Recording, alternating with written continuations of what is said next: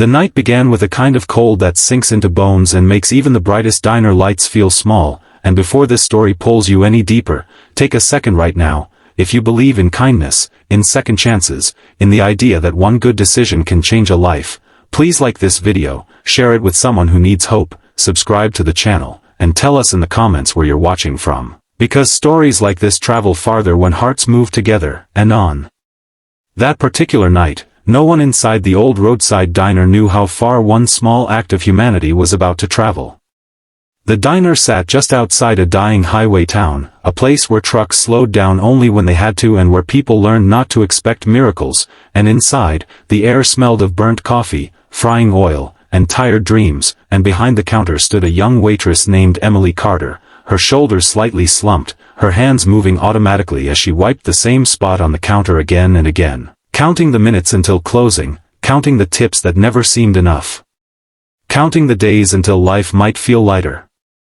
Emily had learned early that the world rarely paused for people like her, a woman who worked double shifts, sent money to a sick mother, and slept in a rented room that barely felt like home, and yet she still carried something fragile and stubborn inside her, a belief that people were more than their worst appearances. That belief was tested the moment the door creaked open and the sound of heavy boots echoed across the checkered floor, and every head in the diner turned as two men stepped inside, both wearing worn leather jackets marked with the unmistakable Hell's Angels emblem, their faces lined with age, road dust, and exhaustion, their bodies moving slowly, stiffly, like every step hurt more than the last.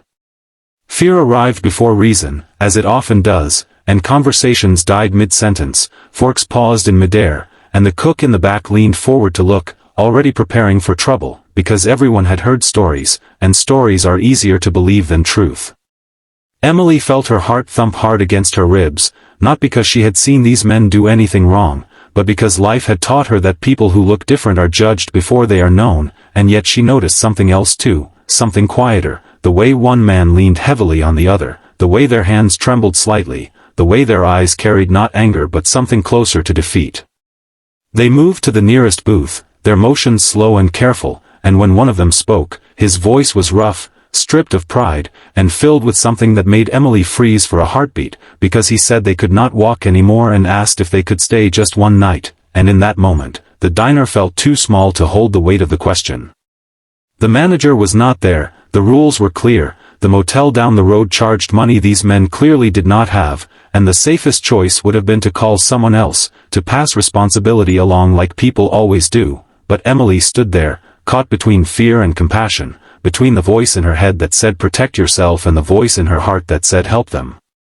She looked closer and saw cracked lips, hands swollen with arthritis, boots held together with tape, and suddenly the jackets mattered less than the humanity beneath them, and she remembered her father, gone now, a man who had also worn leather, also been misunderstood, also needed kindness at the end of a long road. The other customers watched her, some with suspicion, some with curiosity, some already ready to leave, and Emily felt the familiar pressure of being alone in a decision that could go wrong, and yet she took a breath and did something simple that felt enormous. She brought them water, hot coffee, and food she paid for herself, telling herself that even if this was all she could do, it would matter.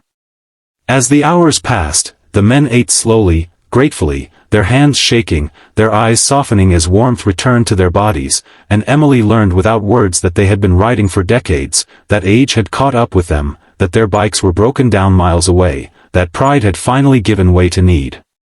The diner emptied out, chairs flipped onto tables, the neon sign outside buzzed, and closing time arrived like an unavoidable truth, and Emily faced the hardest moment of all, because kindness is easiest when it costs little, and hardest when it asks for more. She thought of her manager's anger, of the risk, of the rules, of her own safety, and then she thought of what it would mean to turn them back into the cold, unable to walk, carrying the weight of a lifetime with nowhere to rest. She made a decision that would keep her awake for nights to come. She let them stay, locking the doors, setting them up in a corner booth, giving them blankets from her car, telling herself she would sit nearby until morning, that she would not abandon them the way the world so often abandons people when they are no longer useful. That night stretched long and quiet, filled with the hum of the refrigerator, the soft breathing of tired men, and Emily's thoughts circling like restless birds, and sometime before dawn, one of the men began to cry silently, the kind of cry that carries years of regret, loss, and gratitude all at once, and Emily understood then that strength does not always roar, sometimes it whispers thank you.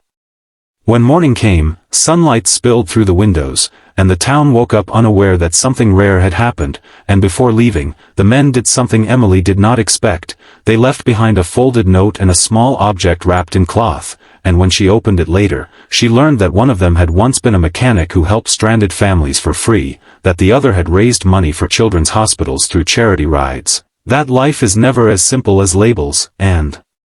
the object they left, a worn ring sold later to help Emily's mother, became proof that kindness echoes forward. If this story is reaching you right now and something inside your chest feels heavy or warm or both, please pause for a moment and comment below before the ending. Share what this story made you feel or a time when a stranger showed you kindness, because those words matter more than you know. Years passed, and Emily carried that night with her like a quiet light, guiding her through harder days and reminding her who she wanted to be, and she never saw the men again, but sometimes she spotted Hell's Angels jackets on the highway and felt no fear, only respect for the hidden battles people carry. And now, as this story comes to a close, if it touched your heart even a little, if it reminded you that humanity can still surprise us in dark places, please like, comment, share, and subscribe, because your engagement helps keep stories like this alive, stories that remind us that one night, one choice, one act of courage can change everything, and somewhere out there, because of Emily, two tired souls learned that even at the end of the road, kindness can still find you.